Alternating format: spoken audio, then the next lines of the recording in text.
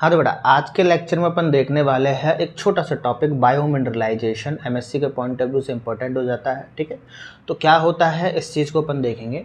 तो स्टार्ट करते हैं अपन। ठीक है, तो process by which living organisms produce minerals by tissues, this type of tissues is called mineralized tissues. ठीक है, यानी कि ऐसे लिविंग ऑर्गेनिज्म जो कि एक प्रोसेस के थ्रू क्या करते हैं, मिनरल्स को, यानी कि मिनरल्स को प्रोड्यूस करते हैं बाय टिश्यूज, अपने टिश्यूज के द्वारा मिनरल्स को क्या करते हैं, प्रोड्यूस करते हैं।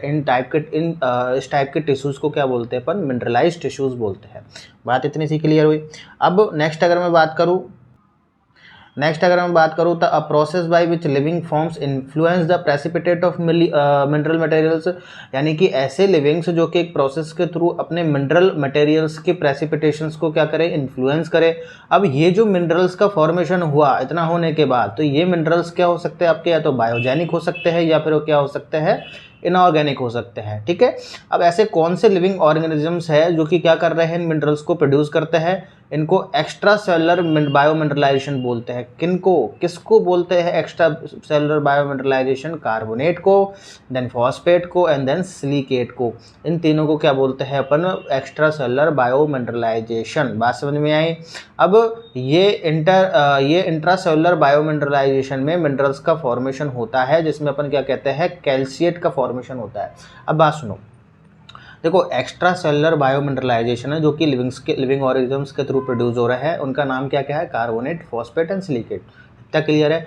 अब एक्स्ट्रा सेलुलर तो हो गया, अब मैं बोल रहा हूँ कि इंट्रा सेलुलर बायोमिनरलाइजेशन भी है। तो इंट्रा सेलुलर बायोमिनरलाइजेशन क्या है आपका, कैल्शिएट। क्या है आपका, कैल्शिएट। ये एल्गी में मिलता है बेटा। ये कहाँ मिलता है अपन को, एल्गी में मिलता है। दो टाइप के आपके बायोमिनरलाइजेशन होते हैं।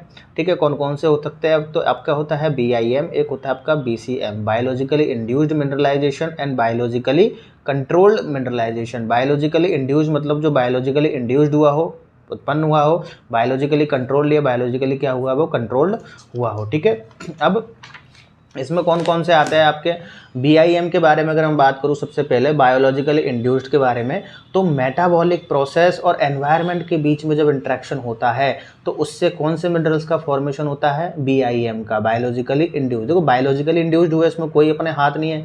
मेटाबॉलिक प्रोसेस और एनवायरनमेंट के बीच में इंटरेक्शन से कौन सा बन गया, बायोलॉजिकली इंड्यूस्ड बन गए।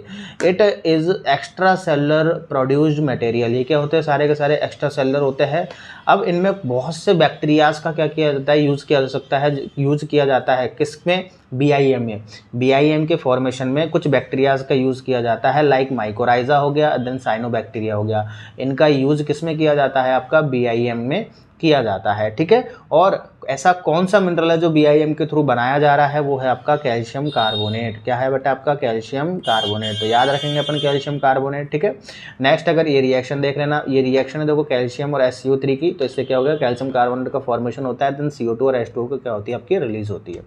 ठीक है, BCM की अगर मैं बात करूं तो BCM यानी कि बायोलॉजिकली कंट्रोल्ड का मतलब अपने हाथ में है, रेगुलेट कर सकते हैं अपन ने इसको, तो इसलिए बोला है कि हाईली रेगुलेटेड होता है। It has specific structure and function. Specific structure function क्यों बोल रहे हैं इसको, क्योंकि रेगुलेटेड है, अपन कंट्रोल कर सकते हैं। तो अपनी कंट्रोल के अकॉर्डिंग क्या करेंगे अपन, इसकी स्ट्रक्चर को और फंक्शंस को क्या कर लेंगे अपन, अपने अकॉर्डिंग सेट करेंगे, तो स्पेसिफिक स्ट्रक्चर और फंक्शन में कंट्रोल यूज हो जाएगा, वो मतलब कंसिडर हो जाएगा। ठीक है, तो इसमें यूज जो माइक्रोब्स है उनको भी क्या कर सकते हैं, कंट्रोल, क्योंकि नाम ही क्या है, कंट्रोल।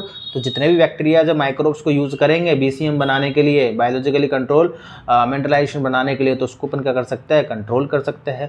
अब वो एनवायरनमेंट के साथ इंटरेक्ट नहीं करता है, अगर एनवायरनमेंट के साथ इंटरेक्ट ही कर लेंगे तो वो क्या हो जाएंगे, BIM हो जाएंगे। ठीक है, कौन कौन से बैक्टीरिया माइक्रोब्स इसमें इन्वॉल्व है, एक तो ये आपका मैग्नेटो एसिटिक बैक्टीरिया, और एक क्या हो सकते हैं आपके डायटम्स हो सकते हैं। ठीक है, इसके ही अदर एग्जाम्पल में अगर हम बात करूँ तो मैग्नेटाइट का यहाँ पर फॉर्मेशन होता है।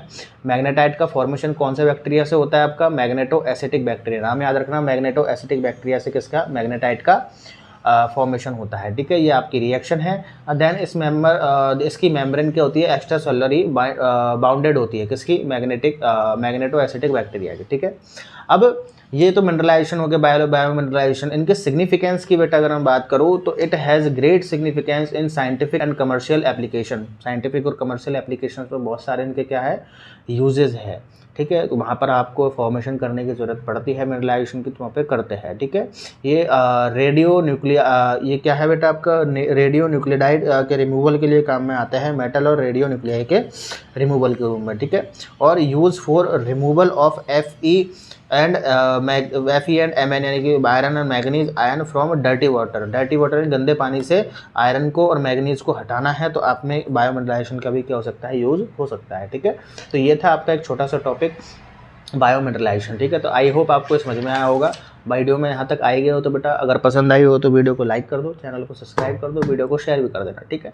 अगले लेक्चर में मिलता है अगले टॉपिक के साथ। ऐसे ही हम हमारे चैनल पर छोटे छोटे टॉपिक्स को कवर करवाते हैं, point of view of MSc के पॉइंट ऑफ व्यू से क्या करवाते हैं, अपन कंप्लीट करवाते हैं, ठीक है। तो बहुत बहुत धन्यवाद आपका, मिलते हैं नेक्स्ट वीडियो में।